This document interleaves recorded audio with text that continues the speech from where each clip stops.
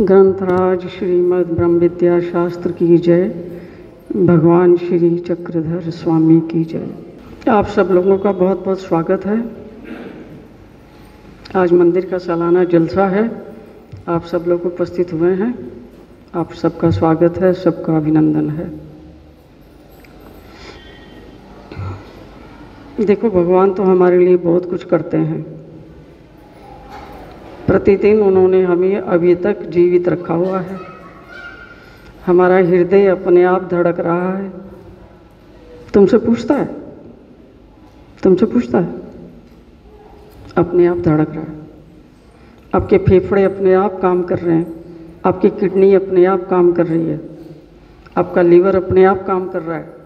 आपके दिमाग में 86 मिलियन न्यूरॉन्स हैं। 86 मिलियन, वो सब अपने आप काम कर रहे हैं। तुमसे कोई नहीं पूछता। तुमसे पूछने लगेंगे तो उनका कचरा हो जाएगा।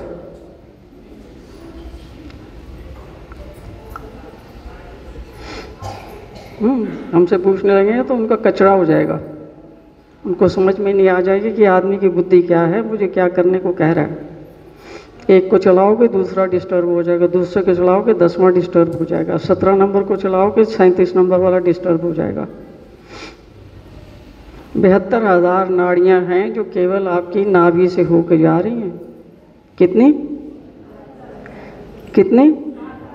72,000। कभी 72,000 की गिनती करके कोई चीज़ देखी है? पता कितना होता है? हम नहीं पता। इसलिए तुम्हें उसकी कृपा का कुछ भी पता नहीं लग सकता। जब से पैदा हुए हो तब से तुम्हारी श्वासें चल रही हैं, एक भी मिनट के लिए वो गायब हुई? तुम चला रहे हो, है नहीं? तुम चला रहे हो।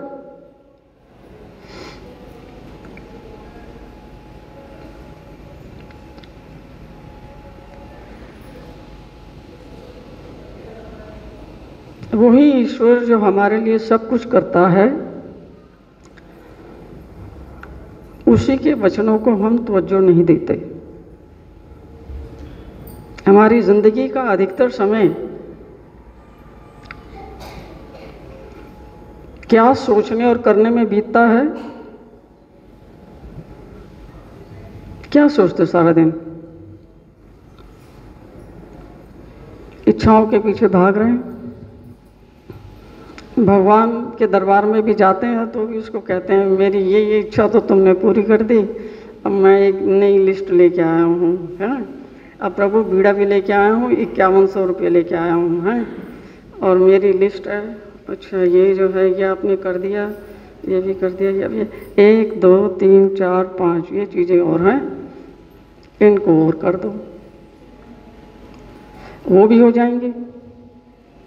वो भी हुई हैं या नहीं हुई हैं? वो भी सब हुई हैं। उसके बाद में भी हम कभी शांत हुए? होता है मन शांत कभी भी? हैं?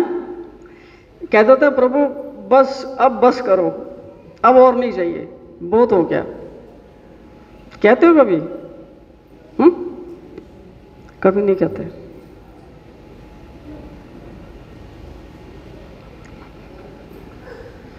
इन्हीं इच्छाओं के कारण हमारे जीवन में अशांति है। सब चीज़ों का जो मूल कारण है हमारी इच्छाएं हैं। यही मनुष्य के लिए उसके सारे दुखों का कारण है। इतना पता होते हुए भी हम करते क्या हैं? इन्हीं इच्छाओं के चक्कर में रहते हो ना, या कुछ और करते हो? प्रभु मेरी इच्छा है, ये इच्छा है, ये पूरी कर दो, ये कर दो, वो कर दो, एक घर दे दो, शादी करवा दो, शादी को 4 साल हो गए, कोई बच्चा नहीं है, कोई बच्चा ही करवा दो, कुछ कहीं से कुछ कृपा करो, एक तो संतान हो जाए।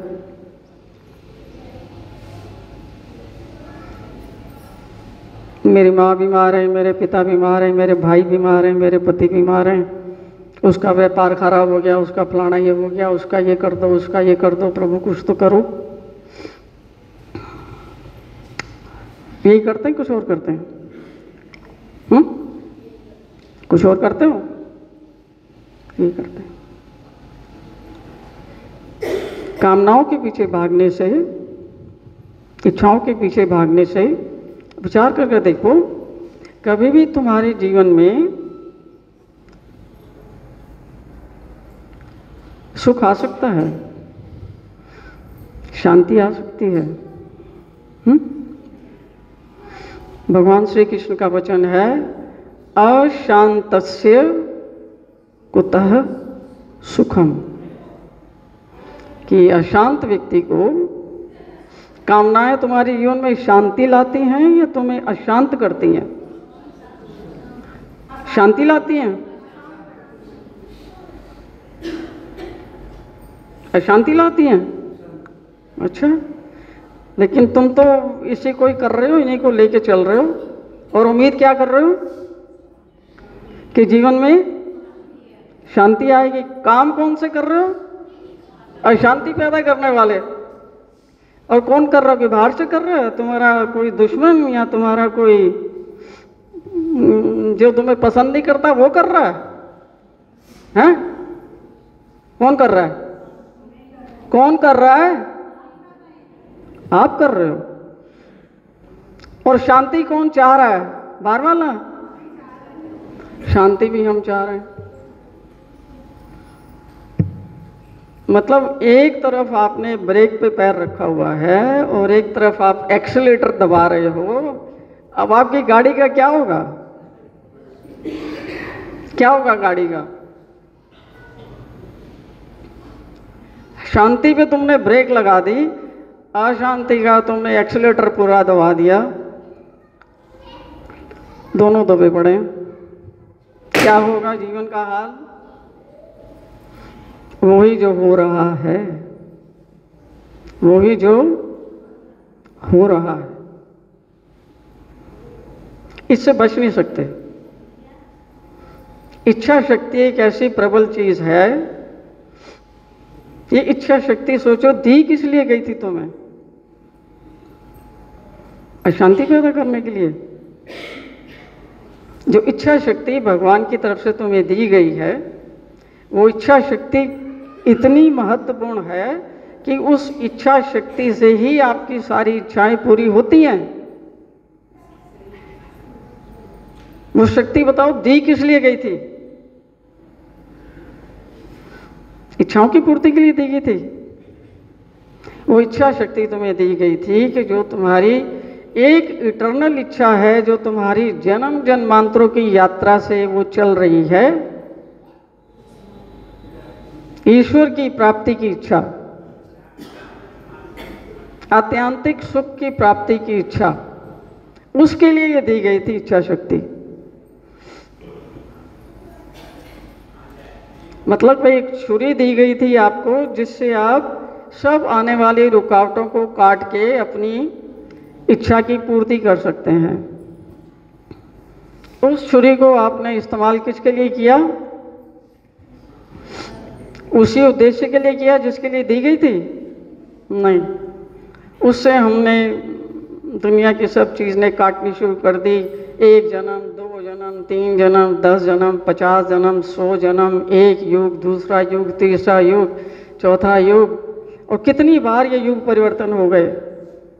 और वो छुरी जो है अब कितने साल तक जो छुरी रहेगी तो उसकी धार बनी रहेगी। उसका इतना दुरुपयोग किया गया है कि अब उसकी धार की है नहीं, उसको जंग लग चुका है, वो सड़ चुकी है, किसी काम की नहीं है। और जो कोई भी उस छुरी को सफा करने का प्रयत्न करता है,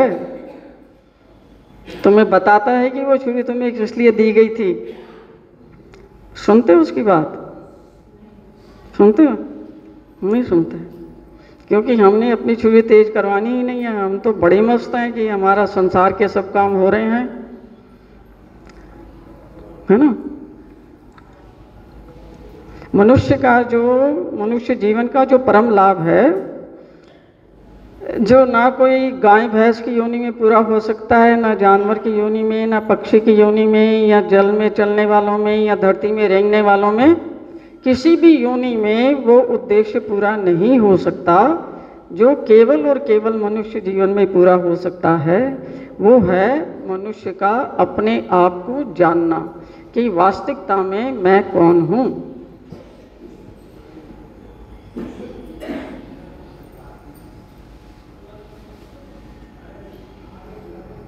साधारण व्यक्ति अज्ञान की अवस्था में अपने आप को एक शरीर मानता है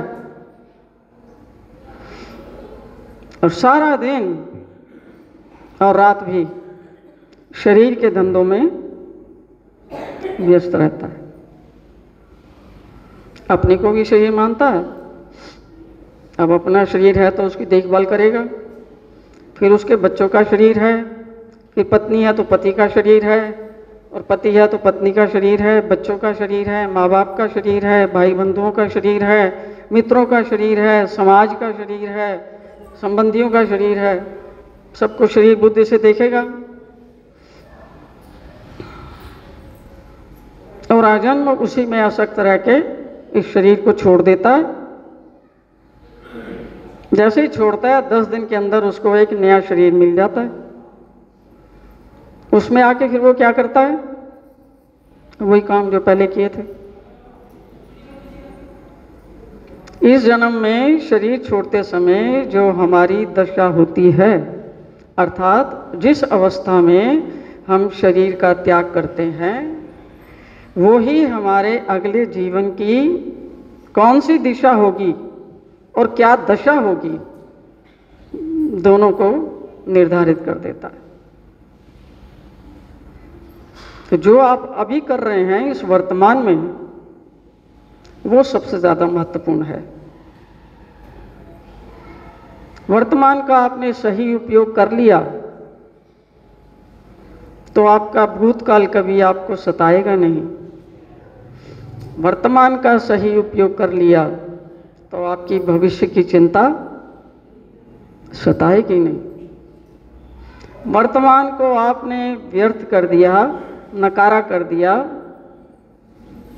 भूतकाल प्रतिक्षण आपको सताएगा और भविष्य की चिंता आपको सदैव सताती रहेगी, डंक मारती रहेगी, त्रसित करती रहेगी, क्योंकि आपने वर्तमान का कचरा कर दिया।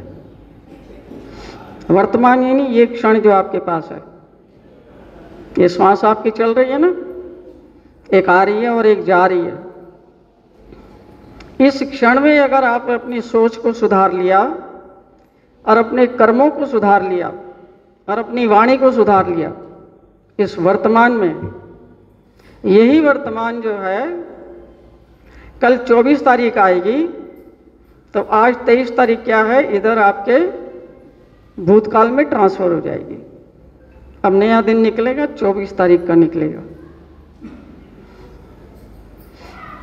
ये जो आज का दिन है यही भूतकाल बनता है। तो आज को आपने संवार लिया तो आपका भूतकाल कैसा होगा, सुधर जाएगा ना, क्योंकि यही तो बनेगा भूतकाल। भूतकाल कहाँ से आता है, वर्तमान ही भूतकाल बनता है ना। मतलब ये 2025 का चल रहा है, तो जो भी आपने 2024 में किया उसकी बुनियाद पे आपका 2025 चल रहा है। और 2025 में जो करेंगे वो 2026 की बुनियाद है या नहीं, समझिए ना। कौन बना रहा है अपना भविष्य और अपना भूतकाल कौन निर्माण कर रहा है? तुम्हारा भविष्य और तुम्हारा वर्तमान कौन निर्माण कर रहा है? कोई दूसरा आदमी जो तुमसे जलता है वो कर रहा है? ये तुम्हारा कोई भाग्य किसी ने लिखा हुआ है तुम्हारे टेबे पे, या तुम्हारी क्या होती है वो कुंडली फुंडली उसमें लिखा हुआ है, वो तैयार कर रहा है?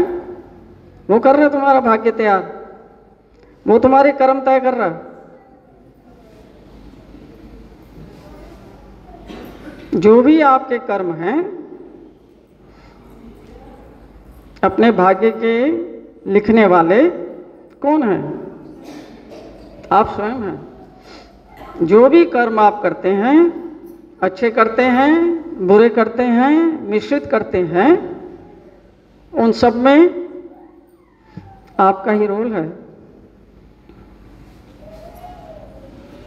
कोई किसी की बद्दुआ से खराब नहीं होता और कोई किसी के अच्छे करने से अच्छा नहीं हो जाता। आपके अपने ही कर्म हैं जो ये डिसाइड करते हैं कि आपके जीवन में सुख आएगा या दुख आएगा या दोनों आएंगे।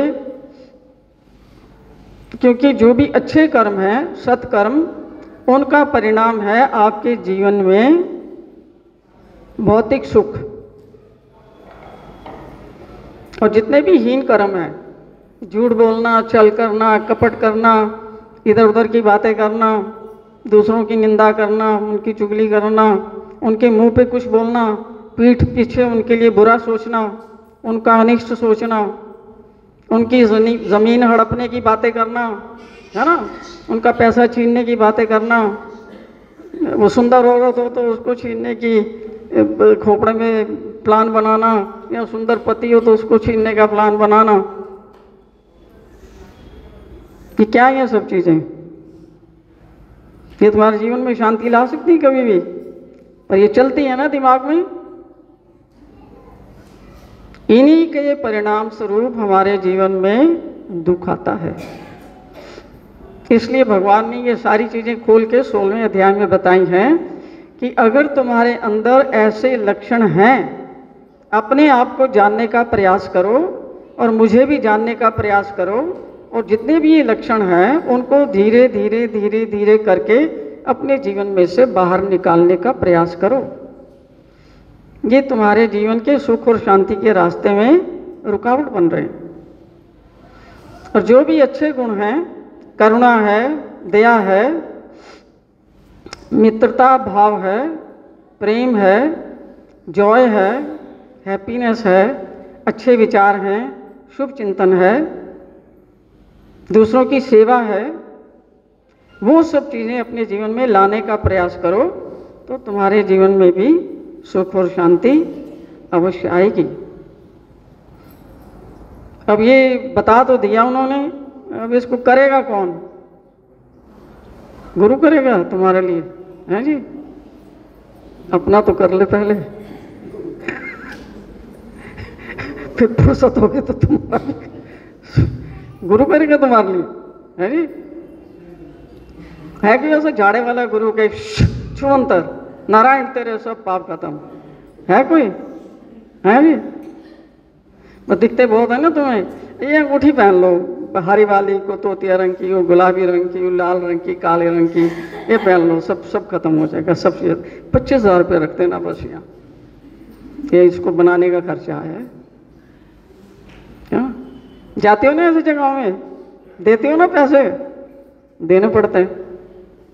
अब दुखी आदमी क्या नहीं करेगा? फिर उन बाबाओं के पास जाते हो, छुमंतर वाले बाबा जो है, हो जाता है तुम्हारा कष्ट का निवारण।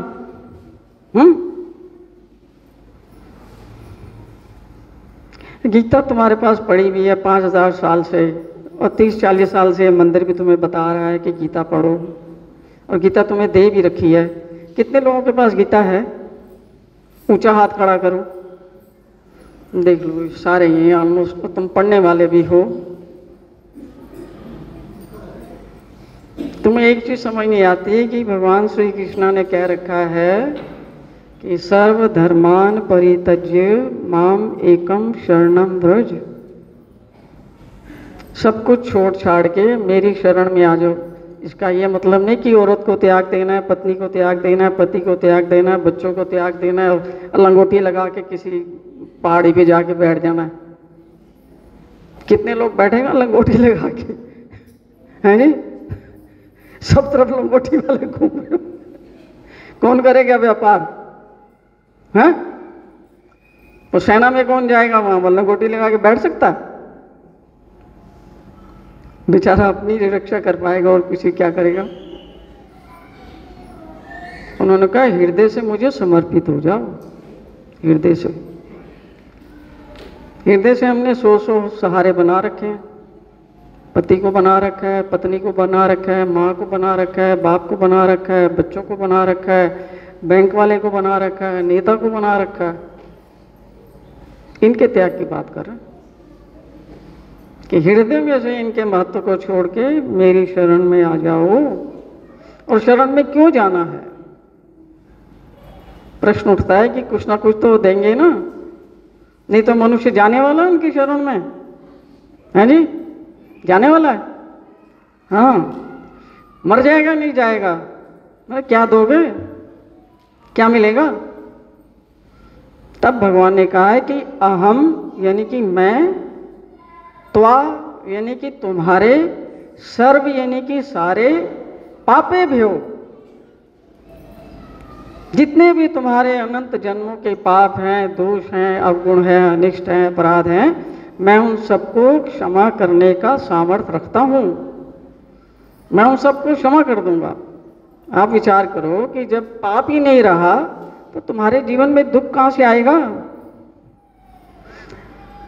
दुख की जड़ में पाप है। पाप की जड़ वाले पेड़ जब तक तुम्हारे जीवन में हैं, तुम सुखी नहीं हो सकते। कोई भी सुखी नहीं हो सकता। और जो पुण्य रूपी कर्म है, जिनकी जड़ में पुण्य रूपी क्रियाएं हैं, वहां पर मीठे फल लगते हैं, जो तुम्हारे लिए टेम्पररी भौतिक सुखों का कारण बनते हैं। किए हुए अनिष्ट कर्मों के कारण, हीन कर्मों के कारण हमारे जीवन में दुख है, और जो अच्छे कर्म हम करते हैं उसके कारण हमारे जीवन में टेम्पररी सुख है। कुछ लोग ज़्यादा सुखी नज़र आते हैं और कुछ लोग ज़्यादा दुखी नज़र आते हैं, लेकिन सुख और दुख दोनों के जीवन, सबके जीवन में ये दोनों चीज़ें चलती रहती हैं। ये दोनों जो हैं ट्विंस हैं, सुख और दुख जो है ना, जुड़वा होते हैं ना, जुड़वा ट्विंस, ये ट्विंस हैं। एक घर के अंदर घुसता है, कह रहा जा भाई अब तेरा टाइम है, वो अंदर आएगा, एक दूसरा क्या करेगा, बाहर सीढ़ी में बैठ के प्रतीक्षा करेगा। जैसे ही वो बाहर निकलता है दूसरा अंदर आने के लिए तैयार है। वो कहाँ से आता है, कौन सी चीज़ है, किसी को नहीं पता। जो हमारे हीन कर्म भुगवाने का समय आता है तो हमारे जीवन में दुख आता है।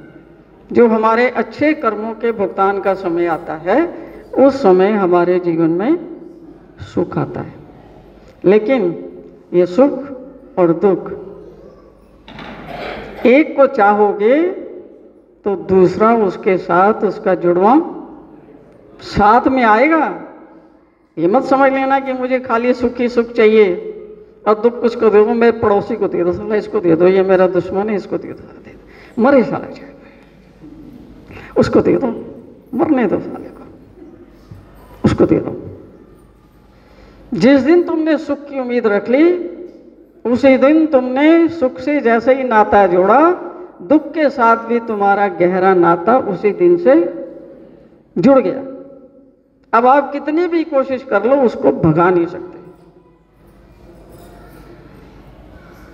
और मुझे बताओ दूसरी बात कि सुख की चाहत करने से क्या सुख आ जाता है नहीं? चाहत तो सभी को सुख की है ना, आ जाता है। तुम्हारी चाहत करने से नहीं आता, तुम्हारी सोच से, तुम्हारी भावनाओं से, तुम्हारे कर्मों से तुम्हारे जीवन में सुख आता है। सुख की चाहना रखने से आप सुखी नहीं हो जाते।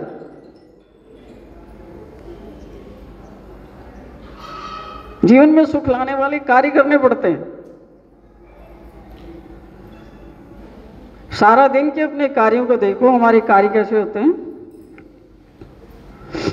यानी सुख देने वाले होते हैं। हाथ खड़ा करके मुझे बताओ कि क्या आप दिन में ऐसे कार्य करते हो जिससे आपके जीवन में सुख आए? करते हो? नहीं करते। और अब हाथ खड़ा के बताओ कितने लोगों को सुख की कामना है, सुख की इच्छा है कि मेरा जीवन सुखी होना चाहिए। सारे ही जीवन में सुख चाहते हैं ना। कोई ऐसा है जो दुख चाहता है? है कोई ऐसा जो दुख चाहता है? चाहते तो सारे सुखी हैं, लेकिन सुख कैसे आएगा उसका उपाय आपको बताया जाए, उसके बावजूद भी क्या आप उस उपाय को करते हो? फिर बताओ ना, खाली सुख की चाहना करने से सुख आ जाता है क्या? मैं बैठूं सुख की चाहना करूं कि मैं डॉक्टर बन जाऊं, मेरे पास डिग्री हो जाए, मैं एमडी बन जाऊं, तो बन जाओगे? बन जाओगे? अकाउंटेंट बन जाओगे, है नी? क्लर्क बन जाओगे? क्या बनोगे? क्या बनोगे? कुछ ना बनेंगे, क्योंकि तुमने कुछ किया ही नहीं। खाली चाहत से थोड़ी कुछ हो जाता है, उसके लिए कार्य करना पड़ता है। ऐसे ही अगर आप चाहते हैं कि आपका जीवन सुख में हो और आनंद में जीवन हो तो कुछ तो करना पड़ेगा ना। जो घिसा पिटा व्यवहार है, जो ईर्ष्या है, जो जलन है, जो द्वेष है, जो दोगलापन है, जो ऊपर से कुछ कहना और अंदर से कुछ होना, पीठ पे छुरी भोंकना, निंदा करना, ये सब चीजें रहते हुए मुझे बताओ सुखी हो पाओगे? हैं? शांति आ पाएगी अंदर? नहीं आ सकती। अब भगवान कहते हैं इनको छोड़ दो। छोड़ना चाहते हैं हम इनको? छोड़ना चाहते हैं? बताओ। या छोड़ना ही नहीं चाहते? मुश्किल ये है कि छोड़ना ही नहीं चाहते। और भगवान की बात आपको बता दूं, वो किसी के साथ भी जबरदस्ती नहीं करते। जो जहां जहां पर लगा हुआ है, जिस जिस कार्य में लगा हुआ है, जहां वो अपनी इच्छा से लगा हुआ है, भगवान उसको वहां से कभी भी हटाते नहीं हैं, उसको वहीं वहीं रहने देते हैं। सिर्फ उसी के बारे में वो चिंतन करते हैं जो बार बार ये प्रार्थना करता है कि भगवान मैं ये फंस गया हूँ, मुझे समझ नहीं आता कि मैं कैसे यहाँ से निकलूँ। प्रार्थना करता है प्रभु आकर के मुझे निकालो। इसका मतलब उसकी निकलने की इच्छा उसने जाहिर कर दी। जिसने अपने सुधार की इच्छा जाहिर कर दी, उन्हीं के लोगों के जीवन में भगवान उनकी सहायता करता है। बाकी किसी को भी जो कुछ भी वो कर रहा है उसमें से ज़रा सा भी निकालने का, हटाने का प्रयास नहीं करता। अर्जुन को भी भगवान ने सारी बातें बता दी, भगवत गीता में 18वें अध्याय तक सब कुछ बता दिया। फिर भी उसको कहा कि ये करना पड़ेगा, युद्ध तुम्हें करना ही पड़ेगा, करना चाहिए। कहा ऐसा उसको? सारा कुछ करने के बाद में, कहने के बाद में भगवान एक प्रश्न करते हैं। सारी गीता में एक ही भगवान का प्रश्न है, बाकी सारे उत्तर हैं। और जितने भी अन्य प्रश्न हैं सारे अर्जुन के प्रश्न हैं और उनका उत्तर है। लास्ट में भगवान उसको पूछते हैं, हे अर्जुन, जो मैंने तुम्हें बताया क्या इसको आपने ध्यान से सुना है? और क्या आपका जो मोह है, मोह जिसके कारण ये सारी तुम्हारी दुर्गति शुरू हुई थी, जो तुमने कहा था कि मेरे हाथ कांप रहे हैं, मैं धनुष को नहीं पकड़ रहा, मुझे पसीने छूट रहे हैं, मेरा धनुष गिरता जा रहा है, मेरे पैर कांप रहे हैं, मेरे शरीर में कंपन हो रही है, कि किसके कारण हुई थी सारी ये? मोह के कारण। तो भगवान ने यही प्रश्न उसको पूछा है कि तुमने इतना ज्ञान सारा सुना है, मैंने जो भी बताना था, गीता ब्रह्म विद्या का ज्ञान तुम्हें बता दिया, क्या अर्जुन इससे तुम्हारा, क्या तुमने इसको एकाग्र मन से सुना है? पहली बात। और दूसरा, इसको सुनने के बाद क्या तुम्हारा मोह अब नष्ट हो गया है?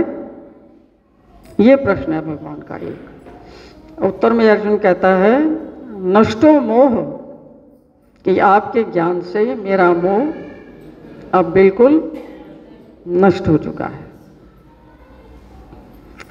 नष्टो मोह स्मृति लब्ध्वा, कि मुझे अब स्मृति का मतलब है कि वास्तविकता में मैं कौन हूँ उसका ज्ञान होना, कि अब मुझे समझ आ गया है कि मैं कौन हूँ। मैं ये शरीर से भिन्न हूँ, मैं इस शरीर की हर हरकत को देखने वाला हूँ, मैं इस शरीर से बिल्कुल भिन्न हूँ। तो मुझे अपने स्वरूप की अब स्मृति हो गई है। और जब तक जीव को ईश्वर की कृपा से उसके अपने स्वरूप की स्मृति नहीं होती, वो भगवान की आज्ञा पालन करने के लिए तैयार कदापि नहीं होता। किसी भी हालत में वो कर ही नहीं सकता, क्योंकि उसकी देह बुद्धि है। वो समझता है कि सब मेरे शरीर के हैं, ये मेरे हैं, ये मेरी मौसी है, फूफा है, मामू है, चाचू है, बहन है, दीदी है, ये है सारे, इनके साथ जीवन गुजारना है। अब यही है, पालूंगा इनको, पोसूंगा, शादियां करूंगा, फिर बुढ़ा हो जाऊंगा, खत्म हो जाऊंगा, मर जाऊंगा, जैसे और सब लोग मर रहे हैं, शरीर छोड़ रहे हैं। इतनी बुद्धि होती है बस।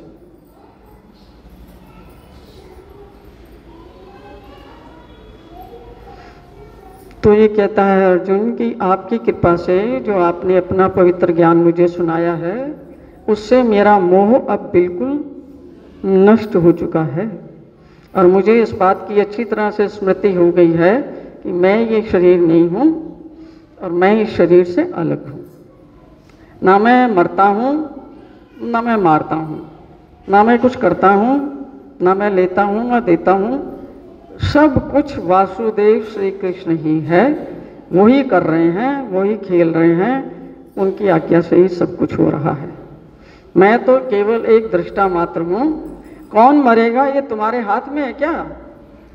और कौन कब पैदा होके आएगा तुम्हारे हाथ में है? ये तुम्हारे हाथ में कुछ भी नहीं है। जब जीवन के 2 पॉइंट, जन्म तुम्हारे हाथ में नहीं है, मृत्यु तुम्हारे हाथ में नहीं है, अंदर की कोई भी चीज तुमसे पूछ के कुछ राजी नहीं है, क्या है तुम्हारे हाथ में? क्या है? धन है तुम्हारे हाथ में, बिल्डिंग है, बच्चे हैं, पति है, पत्नी है, क्या है तुम्हारे हाथ में?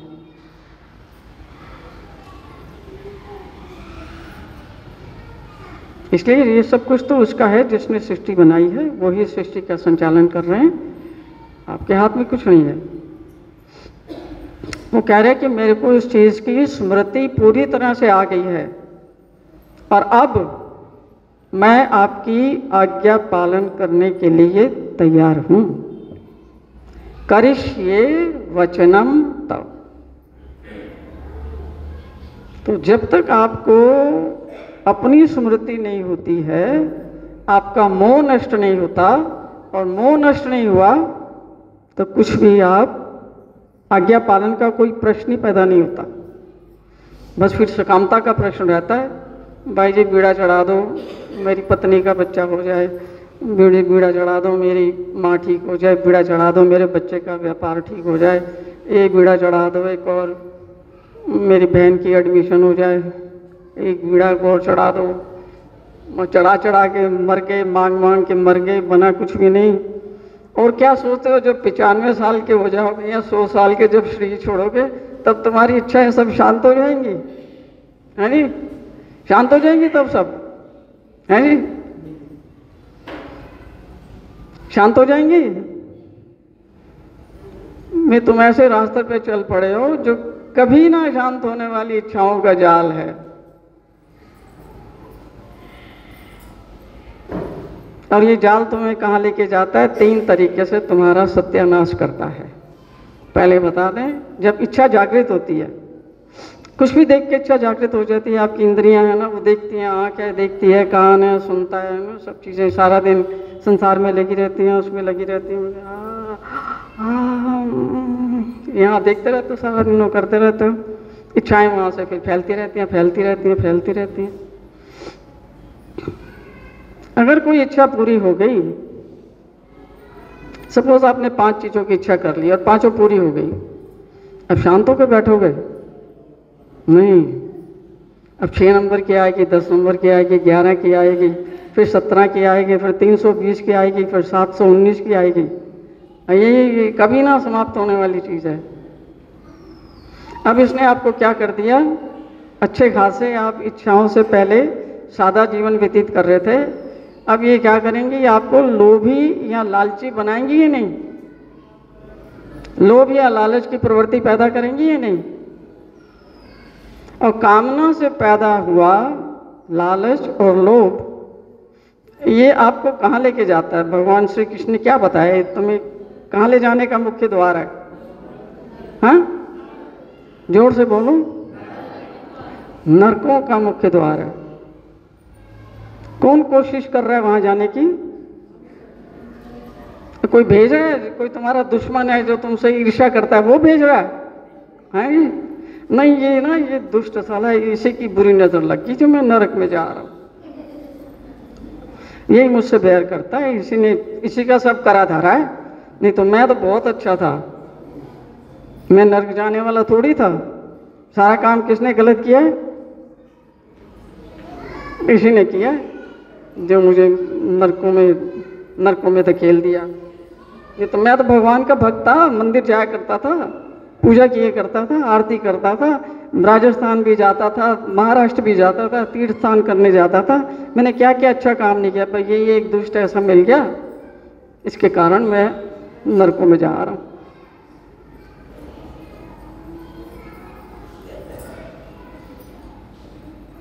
और दूसरी तरफ देख लो, अगर ये कामना किसी भी कारण से पूरी नहीं हुई, क्योंकि कामना के लिए पैसा चाहिए ना, बगैर पैसे की होती है कोई कामना पूरी?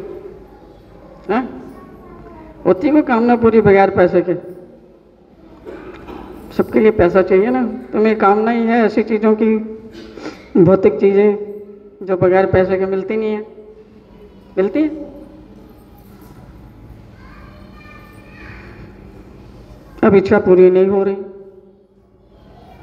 अब तुम्हारी पूजा पाठ को क्या होगा? हैं जी? अब करोगे पूजा पाठ? आरती करोगे? गीता पढ़ोगे? नहीं क्या? कितने दिन से तो पढ़ रहा हूं और यही नहीं कर रहा कुछ मेरा, तो मैं क्या करूं? चल छोड़ इसको, बंद कर। बंद होगी? अब सारा दिन धुन किसकी रहेगी खोपड़े में? किसका विचार रहेगा? अपनी इच्छा का ना। उठते बैठते जब भी भगवान की कोई चीज़ याद आ जाए यही कहोगे, सबकी तो करता रहता है, उसकी भी कर दी, उसका देख मकान बना दिया साला मेरी छाती के सामने, 4 मंजिला बना दिया। मैं साला कब से भीख मांग रहा हूँ कि 1-2 कमरे का ही दे दे, 1 कमरे का ही दे दे, उसी में खाऊंगा, उसी में रोटी बनाऊंगा। तो तेरे को ये मंजूर नहीं है, उसको दे दिए, उसको 6 मंजिला बना दिया। अब ये चीज़ें घूमेगी दिमाग में। और पैसा नहीं है तो पूरी उसको करना है। घर के लोगों के साथ तुम्हारा व्यवहार कैसा होगा? छोड़ दोगे उनको? बख्श दोगे? हाँ, छोड़ोगे उनको? उनको कहोगे कि तुमने अपने मरने के बाद मुझे देना है, सब अभी दे दो, मैं मर रहा हूँ मुझे दे दो, कम से कम कुछ तो 10-20 लाख रुपया ये दे दो, कुछ तो करूं। हम नहीं देंगे तो क्या करोगे? जबरदस्ती पे उतरोगे ही नहीं, और उनके दिलों को दुखाओगे कि नहीं? अनिष्ट क्रियाओं करोगे कि नहीं? क्रोध जो है एक इतना भयानक प्रवृत्ति का लक्षण है कि आपको नरक का एक्सप्रेस द्वार जो है वहाँ पर ले जाएगा। इसलिए भगवान श्री कृष्ण ने कहा है कि कामनाओं के मार्ग को छोड़कर, क्योंकि कामनाओं के मार्ग जो हैं वो सीधे नरकों को जाते हैं। कामना पूरी होने पर क्रोध उत्पन्न होता है, कामना ना पूरी होने पर क्रोध उत्पन्न होता है जो नरक में लेके जाएगा, और कामना पूरी होने पर लालच और लोभ पैदा होता है जो नरक में लेके जाएगा। और दोनों अवतारों ने बता रखा है, श्री कृष्ण भगवान ने और श्री चक्रधर स्वामी ने, कि काम, क्रोध और लोभ ये तीनों क्या हैं? नरक के महाद्वार हैं, महाद्वार। यहाँ से मनुष्य को अपने आप को बचाने का प्रयास करना चाहिए। और अपने पर्सनल जीवन में सुखी रहने के लिए 2 चीज़ें बता देती हूँ, उनको ज़रूर करना चाहिए। दिन में कभी भी समय निकालकर पहली बार भगवान का शुक्राना, अपने भगवान ने ये जो शरीर दिया है उसका आभार प्रकट करना चाहिए। शरीर में जितने भी यंत्र हैं उनका आभार प्रकट करना चाहिए। जो आपके विचार हैं, जो आपकी बुद्धि है, जो आपकी भावनाएं हैं, उन सब का आभार प्रकट करना चाहिए। जो आपका शरीर है, आपको पैरों पे आप खड़े रहते हैं, सारा दिन खड़े रहते हैं या बैठे रहते हैं, या आपके हाथ पैर काम करते हैं, आपकी बुद्धि काम करती है, आपका पेट खाना हजम कर रहा है, सारा कुछ कर रहा है, आप कुछ करते हो उसके लिए? आप तो बस इसको नहला देते हो, अब भूख लगती है तो खवा देते हो। भूख ला सकते हो तुम? अपनी इच्छा से। नींद ला सकते हो, नींद, चीज़ों को हजम कर सकते हो अपनी इच्छा से? कुछ भी नहीं कर सकते अपनी इच्छा से। सब कुछ भगवान की आज्ञा से प्रकृति सब कुछ करती है। तो भगवान की प्रकृति का आभार, भगवान का आभार और इस शरीर का आभार। उसके बाद माता पिता हैं जिन्होंने आपको ये शरीर के लिए निमित्त बने, उनका आभार।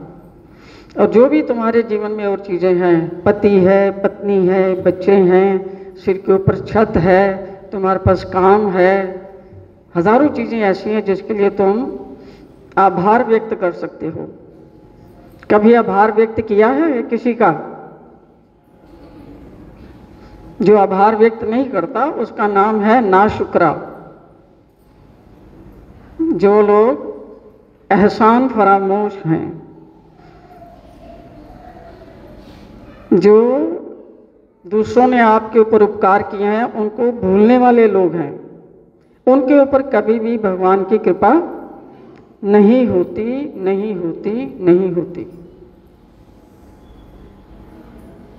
इतना कुछ परमेश्वर ने आपको दिया हुआ है, कितना कुछ आपके परिवार से आपको मिला है, कितना कुछ आपको समाज से मिला है, उन सब के लिए शुक्राना करना आपका कर्तव्य बनता है या नहीं?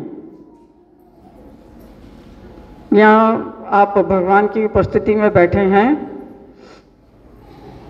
सच्चे मन से बताइए कि आपने ज़िंदगी में कभी किसी भी चीज़ का 5-10 मिनट लेके आभार व्यक्त किया है?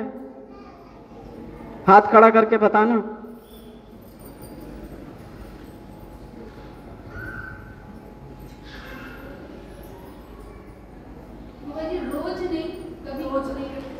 नहीं पागल, रोटी रोज खाती हो दिन में साला 3-4 बार खाते हो, जब भी भरे पेट में भी तुम्हारे लिए कोई ले तो उसको भी रगड़ जाते हो। भाई जी रोज नहीं करते। कितने लोग, अच्छा कि आपने याद दिलाया, कितने उन लोग हैं जो रोज करते हैं, रोज। अब सोच समझ के यहाँ झूठ बोलने का बड़ा तगड़ा परिणाम है। झूठ बोल के हाथ उठाना जो है ना, बड़ा तगड़ा परिणाम है उसका।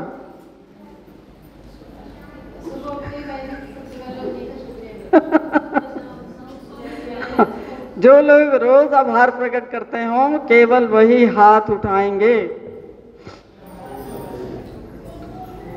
हाँ ठीक है, हाँ ठीक है, ठीक है। रोज देखो, आप सुबह भी खाना खाते हो, शाम को भी खाना खाते हो, आप खा तो लेते हो जो आपके मन में आता है, पर उसको हजम करने की तुम्हारे अंदर शक्ति है? तुम्हारा सारा फोकस है जबान पे, या जबान का जो अगला हिस्सा है ना आधे इंच का, ये सब कुछ तुम्हारे लिए जिंदगी में डिसाइड करता है।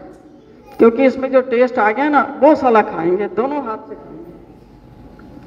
भरे हुए पेट में भी कोई चीज ले आएगा ना, उसको भी खा लेगा। साला जानवर भी नहीं खाता। जानवर का पेट भरा हो, उसके सामने जो मर्जी अच्छी चीज रख दो, खाता है वो? गाय खाती है जो उसके सामने कुछ भी रख दो, पेट भरा हुआ उसका? नहीं खाती। एक मनुष्य है, अरे भरे हुए पेट में भी खा लेगा सब कुछ। 4 से गुलाब जामुन तो ऐसे ही रगड़ जाएगा, कोई फर्क नहीं पड़ता उसको। तो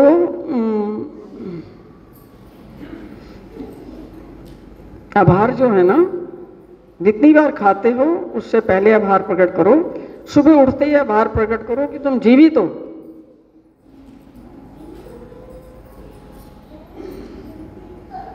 क्यों पता है हिंदुस्तान में कितने लोग रोज मर रहे हैं? 2-3 लाख लोग हर रोज मर रहे हैं, और 2-3 लाख लोग हर रोज पैदा हो रहे हैं। Natural rate of birth and death. जितने लोग जा रहे हैं उतने ही लोग रोज आ रहे हैं। जब इतने लोग रोज शरीर छोड़ रहे हैं और तुम बिस्तर में से जीवित उठते हो, ये आभार व्यक्त करने का विषय है या नहीं? है या नहीं? कभी इसके लिए आभार व्यक्त किया है कि प्रभु आपकी कृपा से मैं जीवित हूं, आज का सूर्य देखने के लिए मैं जीवित हूं? किया कभी? नहीं किया ना, अब करना। और जब उन्होंने जीवन दे दिया, भगवान ने गीता में कहा है कि जीवनम सर्वभूतेषु, कि सब भूत प्राणियों का जीवन कौन है? मैं ही हूं। जीवनम सर्वभूतेषु। अब जीवन के अलावा कुछ है तुम्हारे पास? अब वो कह रहे हैं तुम्हारा जीवन भी मैं हूं।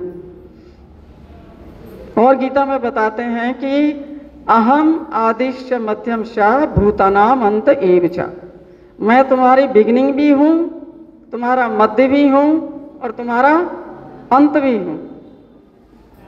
और उससे भी ना समझ आए तो फिर कहा अहम आत्मा गुणाकेश।